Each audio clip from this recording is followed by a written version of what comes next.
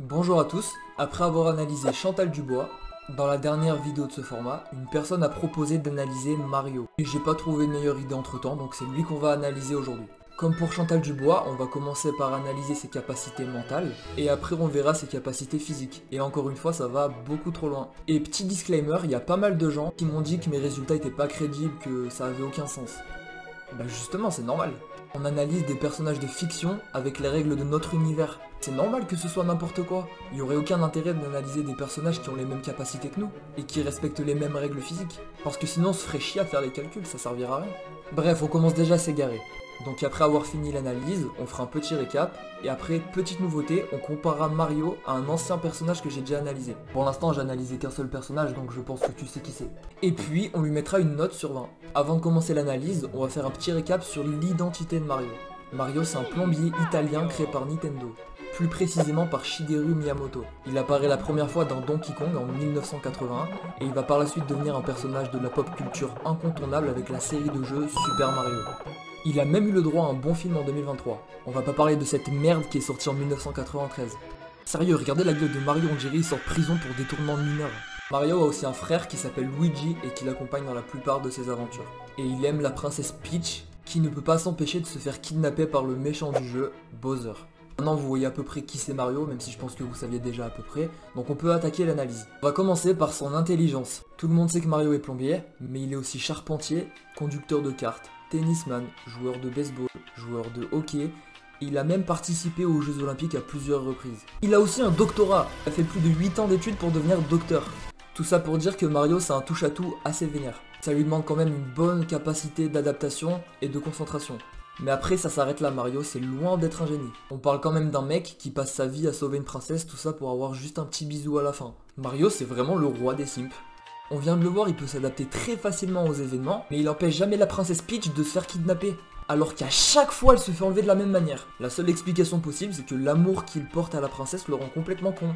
Ce qui l'empêche d'utiliser son gros cerveau. Mario est donc totalement sous l'emprise de ses sentiments, il est coincé dans un cycle kidnapping-sauvetage jusqu'à la fin de sa vie, condamnant à ne jamais s'épanouir. Ou alors tout le monde se trompe depuis le début. Et si l'objectif de Mario n'a jamais été de sauver la princesse? Peut-être qu'il fait exprès de laisser Bowser la kidnapper. Mais pourquoi? Pourquoi Mario ferait-il cela? Peut-être que c'est pas la princesse Peach qu'il cherche à retrouver en allant au château de Bowser. Peut-être que... Non, je pense pas que c'est ça. Peut-être que si. Au niveau du caractère, Mario c'est vraiment quelqu'un de déterminé et patient, qui est prêt à aller très loin pour atteindre ses objectifs. Il est prêt à traverser des royaumes entiers pour aller au château de Bowser et faire ce qu'il a à faire. C'est quelqu'un qui déborde de confiance en lui, contrairement à son frère Luigi. Bon voilà, la partie mentale sur Mario c'est fini, maintenant on va s'attaquer à la partie la plus intéressante, l'analyse des capacités physiques. En premier on va voir sa vitesse, après on verra la charge maximale qu'il peut supporter, et spoiler je suis allé beaucoup trop loin sur cette partie, mais vraiment vous êtes pas prêts. Puis on analysera sa capacité de saut, genre comment il saute. Bien évidemment pour les calculs on va que prendre des moments où Mario n'a pas de power-up. Donc pas de champignons, pas de fleurs de feu, rien de tout ça. Nous on veut les capacités brutes de Mario. Allez, analyse de la vitesse, c'est parti. Pour faire ça on va utiliser un extrait de Mario Odyssey. Dans ce jeu on peut voir la position en temps réel de Mario sur la carte avec un axe X, Y et Z. Mais le problème c'est que c'est des unités non définies. Mais en faisant des recherches, on trouve qu'une unité est égale à 1 cm. Donc il nous reste juste à laisser courir Mario pendant 1 seconde et il faut voir combien d'unités il parcourt. Et si on fait ça, on trouve environ 820 unités par seconde, soit 820 cm par seconde, qui fait 8,2 mètres par seconde. Ça fait à peu près 29,5 km/h. Et si Mario fait des petits sauts en avançant, on peut arriver jusqu'à plus de 41 km/h. 41,8 exactement. Donc super, on a la vitesse de Mario, mais faut la comparer à quelque chose dans notre monde. Et pour ça, on va juste prendre l'homme le plus rapide du monde, Usain Bolt. Le mec à son prime, il peut courir à 44,7 km/h. Certes, c'est un peu plus que Mario, je vous l'accorde. Faut pas oublier un truc, c'est que Usain Bolt, c'est un sprinter. Il court 100-200 mètres. Donc sur un sprint, il gagne contre Mario. Mais après Mario, faut pas oublier que lui, il a une endurance illimitée. Avec quasiment la vitesse du meilleur sprinter olympique au monde. Donc si Mario fait une longue course contre Usain Bolt, c'est Mario qui gagne, y a aucun débat. Allez, c'est fini pour la partie vitesse. Maintenant, on va passer à la partie la plus intéressante, l'analyse de la charge maximale que peut supporter Mario. Pour cette partie, j'ai manqué d'infos, donc il y a certains passages où on devra partir d'hypothèses, on n'a pas le choix. Donc pour faire ça on va se baser sur le jeu New Super Mario Bros 2 sorti en 2012. Et vous allez très vite comprendre pourquoi j'ai pris celui-là en particulier. Dans ce jeu on a la possibilité de ramasser des pièces en or. Beaucoup de pièces en or. Pour être précis on peut en accumuler 9 999 999. Dans ce jeu à chaque fois qu'on ramasse 100 pièces, le compteur se remet à 0 et on gagne une vie. Donc on va supposer que Mario peut soulever 100 pièces en or en même temps. Pour savoir il peut soulever combien de kilos en tout, faut déjà savoir combien pèse une pièce. On sait que la pièce est en or, mais on ne sait pas sa taille, son épaisseur et son volume. Donc pour calculer tout ça, on va utiliser cette image pour trouver le diamètre et l'épaisseur de la pièce. Si on fait des petites recherches sur internet, on trouve que Mario mesure 1,55 m. Après il y a des gens qui disent qu'il mesure un peu moins, mais la plupart des gens disent 1,55 m et en plus ça a été confirmé par Nintendo. Donc on va prendre cette valeur. Donc pour trouver le diamètre de la pièce, je vais mesurer mon écran pour ensuite faire un produit en croix. Sur mon écran, Mario fait 5 cm et la pièce 2 cm. Donc on fait 2 cm x 155 cm divisé par 5 cm, ce qui nous donne 62 cm. Et on procède pareil pour l'épaisseur. Sur mon écran, la pièce fait 0,4 cm, donc on fait 0,4 x 155 divisé par 5, ce qui nous donne 12,4 cm. Maintenant on sait qu'une pièce fait 62 cm de diamètre et 12,4 cm d'épaisseur. Et là on est face à un gros problème. Le volume d'un cylindre c'est pi fois r carré fois la hauteur. Donc dans notre cas, nous ça nous ferait 0,037 mètres cubes. Mais si vous faites bien attention, la pièce c'est pas exactement un cylindre. Des creux ronds dedans et des creux rectangulaires. Donc on peut pas trouver le volume de la pièce avec des calculs comme ça de r carré ou je sais pas quoi. Le moyen le plus efficace pour trouver le volume de la pièce, ça serait de le faire par déplacement d'eau. Comme ça, même avec toutes les petites formes complexes, on aura le volume exact de la pièce. Et j'ai pas de pièce de Mario dans la vraie vie moi. En plus elle fait 60 cm de haut. Mais vous commencez à me connaître, j'abandonne pas aussi facilement. Si j'ai pas de pièce, tout ce que j'ai à faire c'est de la craie. Je vais vous expliquer comment j'ai fait, mais je vous préviens, s'il y en a encore un qui me dit que je suis au chômage, je lui pète les deux genoux avec un pied de biche. Bref, revenons à nos moutons. Il se trouve que je maîtrise un logiciel de modélisation 3D. Waouh! Donc modélisons la pièce. Et par chance, il se trouve que j'ai une imprimante 3D. Waouh! Et par chance, il se trouve que j'ai une bombe de peinture. La voilà, elle est trop belle. Bon évidemment je l'ai pas faite à taille réelle, sinon c'était 2 semaines d'impression. Donc elle est au format 1/10, c'est-à-dire 6,1 cm de diamètre et 1,24 cm d'épaisseur. Maintenant qu'on a la pièce en vrai, on peut trouver son volume par déplacement d'eau. Donc comme vous pouvez le voir, de base on a 25 centilitres d'eau, et après avoir inséré la pièce, on est à peu près à 28 centilitres. Donc la pièce elle a un volume de 3 centilitres. Sauf que la vraie pièce de Mario, elle est 10 fois plus longue et 10 fois plus épaisse. Donc logiquement, faudrait faire x100 pour trouver le volume réel de la pièce. Sauf que non, faut faire x1000. Pour vous expliquer ça simplement, je vais illustrer ça avec un cube. Ça, c'est comme notre pièce au format 1/10. Donc si on veut l'avoir au vrai format, on multiplie par 10 en longueur et en largeur.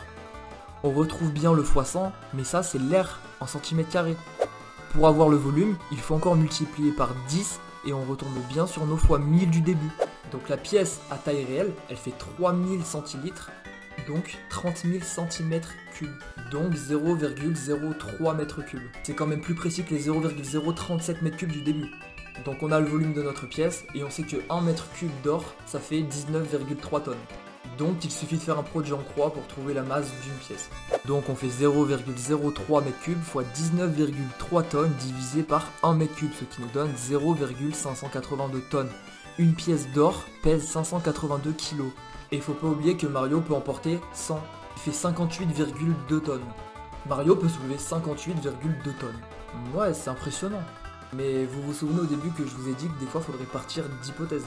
Et bien voici la mienne. Et si Mario ne pouvait pas soulever que 100 pièces, mais toutes les pièces du jeu.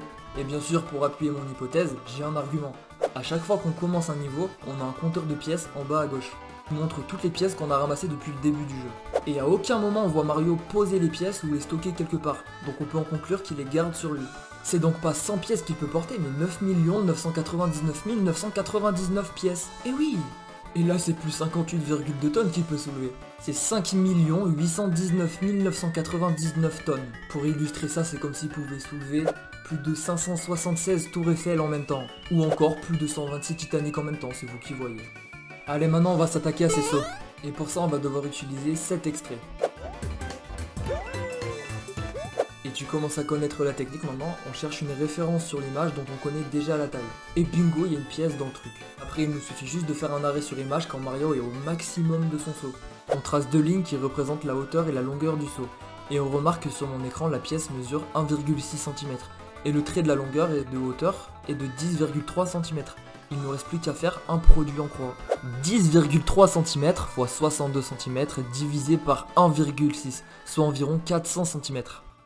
Donc Mario est capable de sauter à 4 mètres de hauteur. Pour info, le record du monde c'est 2,45 mètres. Et il peut aussi sauter à 8 mètres en longueur.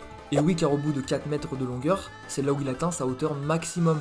Et après Mario entame sa descente. Il faut savoir qu'un saut avec de l'élan, c'est une parabole. Donc entre les deux points bas et le maximum, il y a la même distance. Donc 4 mètres x 2, soit 8 mètres de distance. Et voilà, on a fini l'analyse des capacités physiques de Mario. Donc si je récapitule tout ça, Mario c'est un être humain avec une intelligence moyenne, avec une grande capacité d'adaptation et de concentration.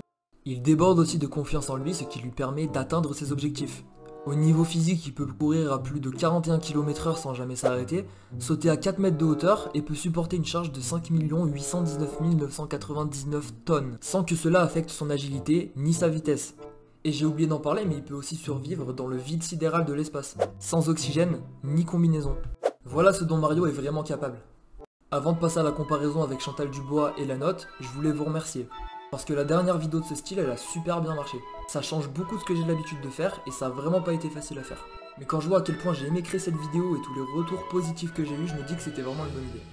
Vous pouvez pas imaginer à quel point ça fait plaisir, donc encore une fois, merci à tous ceux qui ont regardé cette vidéo. Allez, c'est l'heure de la comparaison avec Chantal Dubois.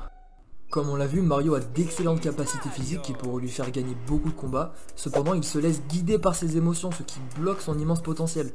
Donc s'il devait se battre contre Chantal Dubois, je pense que Mario ne gagnerait pas, car même s'il est un peu supérieur physiquement à Chantal, elle est l'opposé de lui sur le plan mental.